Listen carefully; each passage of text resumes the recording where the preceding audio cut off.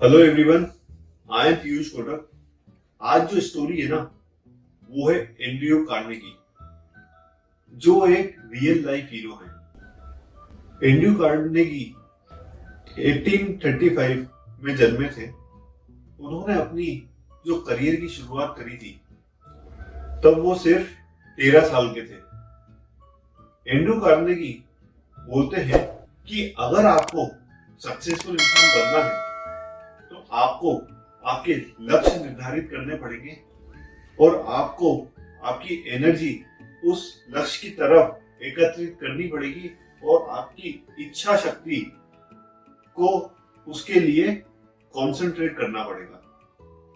Andrew Carnegie जब सिर्फ 13 साल के थे, तब उन्होंने एक कॉटन इंडस्ट्री में अपनी जॉब की शुरुआत करी थी एज ए वर्कर। कुछ दिनों के बाद उनकी नौकरी as a messenger Western Union messenger में लगी।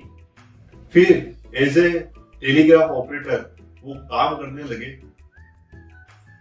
कुछ टाइम के बाद उनकी ग्रोथ हुई तो वो as a superintendent in railway में नियुक्त हुए। लेकिन उनके जीवन में परिवर्तन सिविल वॉर के बाद आया, जब अमेरिका एक डेवलपमेंट के दौर में था। उनकी जो इकोनॉमी थी वो एक ग्रोथ फेज पे थी। तब जो रेल रोड का डेवलपमेंट था, तो उसके लिए जो कंपनीज थी उसमें एंड्रयू कार्नेगी ने अपना इन्वेस्टमेंट किया। इसी के साथ उन्होंने दूसरी कंपनी जो ब्रिजेस बनाती थी, रेल के एक्सेल्स और अदर पार्ट्स जो बनाती थी, उन सब में उन्होंने इन्वेस्टमेंट किया और तभी से उनकी जो ग्रोथ हुई वो एक ही जबरदस्त तरह से होना चालू हुई। लेकिन एंड्रयू कार्नेगी हमेशा बोलते रहे हैं कि वो जो पैसा कमाते हैं वो सिर्फ उसके ट्रस्टी हैं।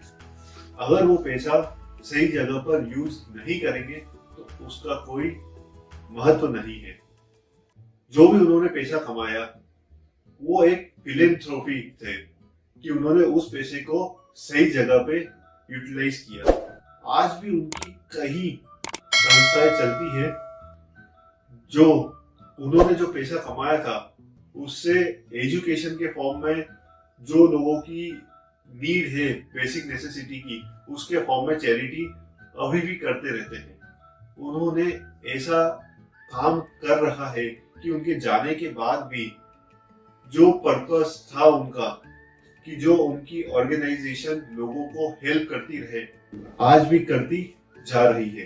तो एंड्रयू कार्नेगी बोलते हैं कि 7 जो चीजें हैं वो हमेशा एक सक्सेसफुल इंसान में होनी चाहिए।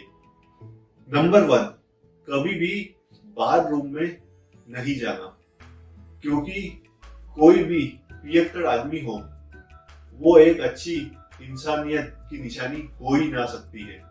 सेकंड, वो बोलते हैं कोई भी एक यंग लड़का हो उसे तंबाकू खाने की आदत नहीं होनी चाहिए, क्योंकि तंबाकू सेवन हमेशा एक अपोजिट जेंडर को अट्रैक्ट नहीं करता है।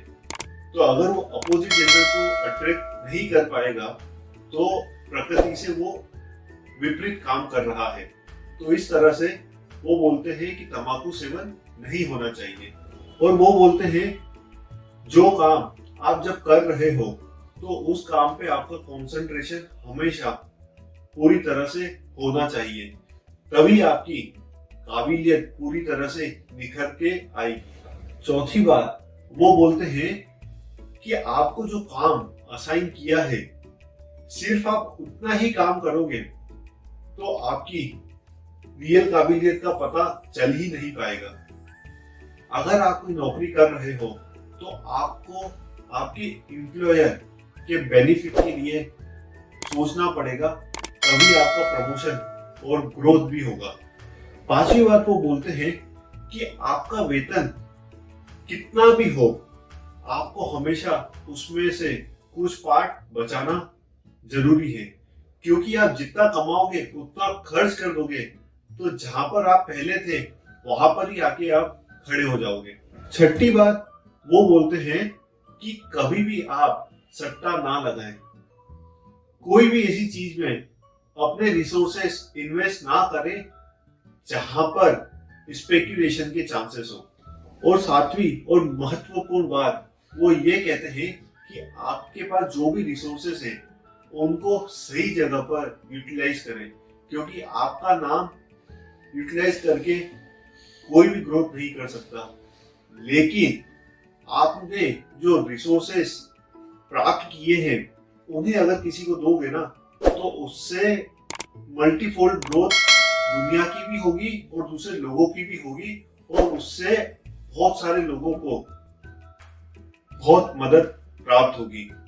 तो इस तरह से ये 7 आदतें उन्होंने जो बताई है वो एक सक्सेसफुल इंसान बनने में हर एक जन को हेल्प करेगी। तो अगर आप भी सक्सेसफुल बनना चाहते हैं तो ये 7 आदतों को अपने जीवन में जरूर उतारें और आपको आपकी फील्ड में हमेशा ग्रोथ प्राप्त होगी। Thank you so much. Stay connected.